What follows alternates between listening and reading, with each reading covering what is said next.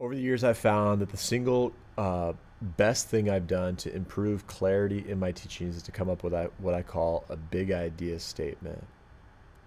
And so each time that I teach, I come up with this one single memorizable sentence that'll summarize both the content of what I want to convey and the purpose for why I'm saying it. The big idea statement is a single sentence that includes the content and purpose, and it's easy to memorize. And so here you go. Here's the big idea should be written using a single complete sentence, just one sentence to summarize what you're trying to communicate. And so you ask yourself two questions. The first question is, what is this paragraph of scripture about, or what is this lesson about? Ask that'll answer the content question.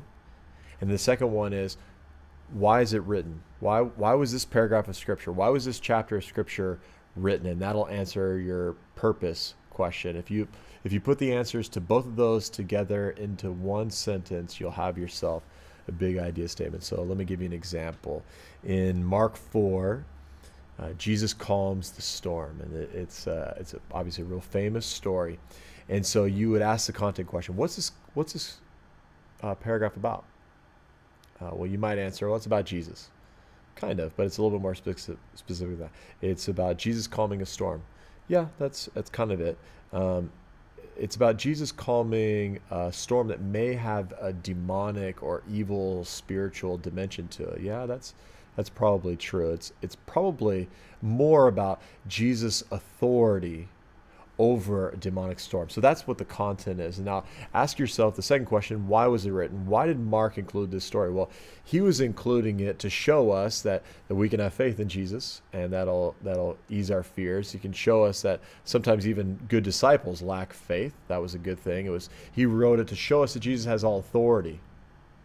And so if I were to come up with a single sentence that includes both the content, Jesus has authority over the demonic world, and the purpose, I might say something like, Jesus has authority over all spiritual things, and therefore, if we have faith, we don't need to be scared.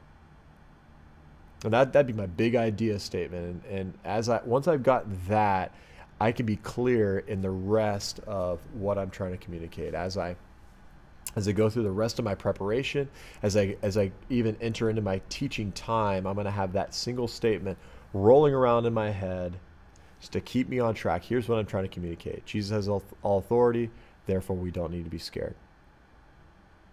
The big idea statement needs to be easy to memorize. It needs to be easy for you to recite. It should roll off your tongue. It can't be some long-winded paragraph length thing.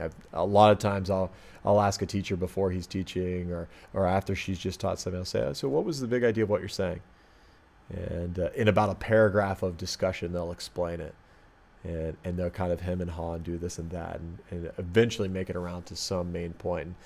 And the reality is that they weren't very clear in what they were teaching, and probably they didn't make it any clearer using 20 or 30 minutes. So the next way to achieve clarity on that big idea statement is to not only be able to say it in one sentence, but to be able to rephrase it using completely different words in various ways. And so you might say, Jesus has all authority over the spiritual world, therefore we don't need to be afraid. And then you might rephrase it and you say, Jesus has power to conquer all the demonic realm, therefore believers can have confidence. Or you might say, Jesus is supreme in the spiritual world. Therefore, those who follow him can overcome their fear and pursue a life of joy in him.